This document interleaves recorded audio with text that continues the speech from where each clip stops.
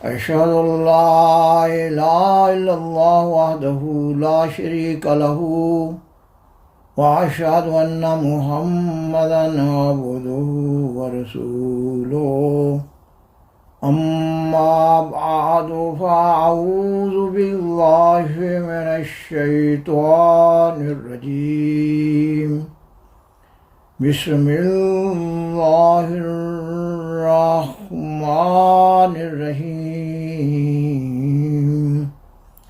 سامعین و ناظرین کرام، السلام علیکم ورحمۃ اللہ وبرکاتہ۔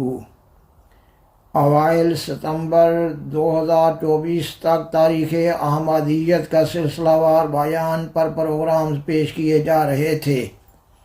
اس سلسلہ میں سیدنا حضرت مرزا غلام احمد قادیانی، امام مہدی و مسیح موعود علیہ السلام کے بچپن، لڑکپن اور اوائل جوانی اور پھر جوانی کے حالات پر مختلف پروگرام پیش کیے گئے تھے، مگر اگست 2024 میں پاکستان میں احمدیت مخالف علماء جماعت احمدیہ کے خلاف 1974 میں ہونے والے فیصلہ کے سلسلہ میں گولڈن جوبلی منانے کے نام پر ختم نبوت کے مضمون کو بڑے غلط انداز میں پیش کرتے ہوئے لوگوں کو افراد جماعت کے قتل پر اکسا رہے تھے۔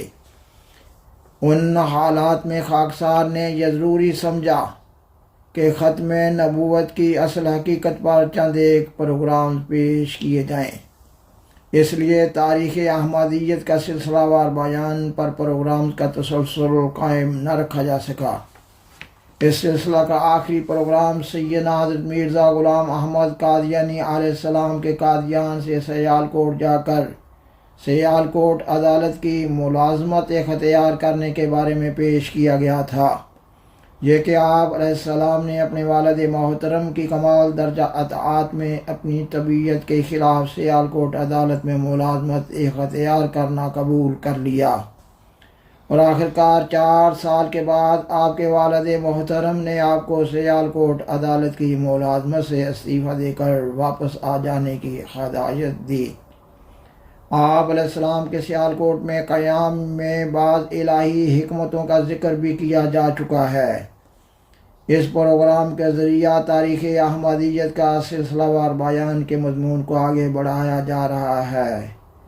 آپ علیہ السلام کے حالات زندگی سے آپ علیہ السلام کی صداقت کو جاننے میں مدد مل رہی ہے۔ سامعین و ناظرین کرام، خاکسار پروگرام کو آگے بڑھانے سے قبل اپنے احمدی احباب سے درخواست کرتا ہے کہ برائے مہربانی ان پروگرامز کو لائک کریں، دوسروں سے شیئر کریں اور عذرائے کرم اس چینل کو سبسکرائب کریں۔ جزاکم اللہ تعالی احسن الجزا۔ سامعین و ناظرین کرام، آپ علیہ السلام اپنے والد محترم کی ہدایت کے مطابق فوراً استعفیٰ دے کر سیالکوٹ سے قادیان کی طرف چل پڑے۔ تاریخ احمدیت جلد اول کے صفحہ 101 اور 102 کے حوالہ سے بیان کیا جا رہا ہے، یہ کہ حضرت مرزا غلام مرتضیٰ صاحب رحم اللہ تعالی نے جب حضور کو استعفیٰ دے کر واپس چلے آنے کا پیغام بھجوایا تو حضور کی والدہ ماجدہ سخت بیمار تھی۔ پیغام سنتے ہی فوراً سیالکوٹ سے روانہ ہو گئے۔ امرتسر پہنچے تو قادیان کے لیے تانگا کا انتظام کیا۔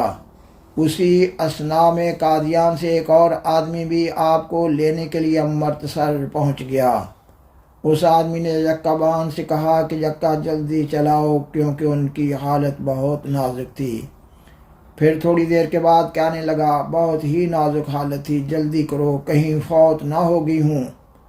آپ کو یہ سنتے ہی یقین ہو گیا کہ آپ کی والدہ ماجدہ کا انتقال ہو چکا ہے۔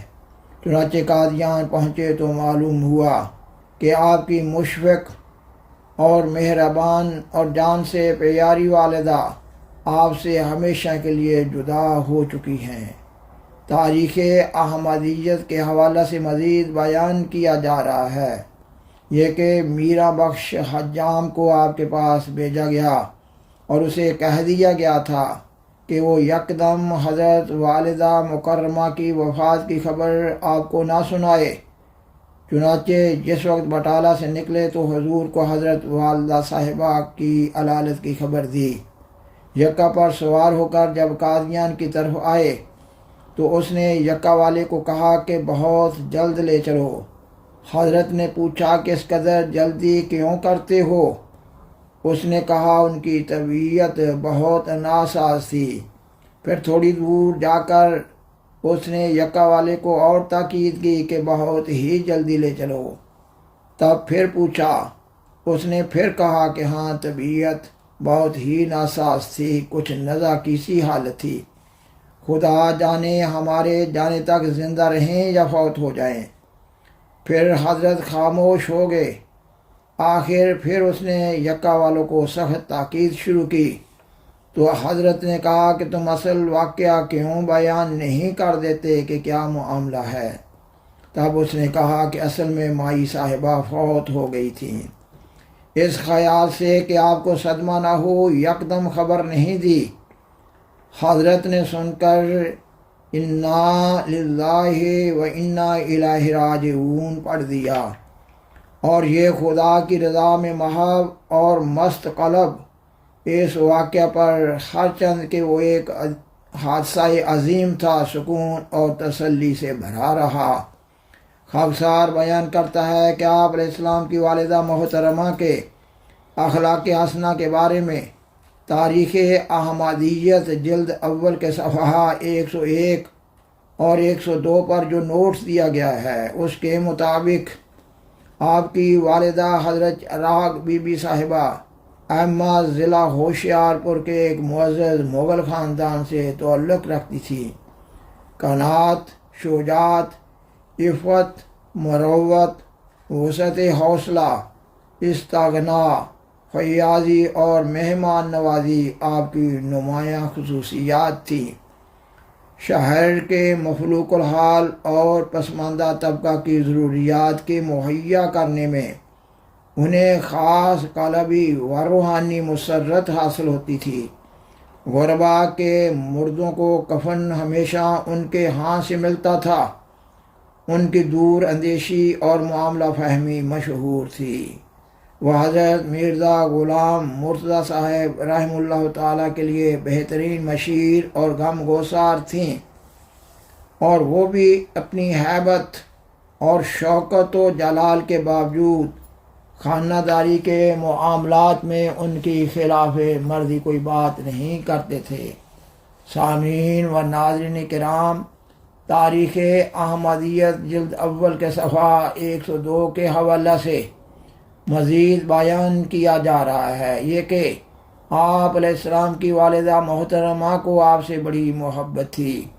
وہ آپ کی نیکی، تقوی شیاری، پاک زندگی اور سعادت مندی پر سو جان سے قربان ہو جاتی اور آپ کی ہر قسم کی ضرورتوں کا خیال رکھتی تھیں۔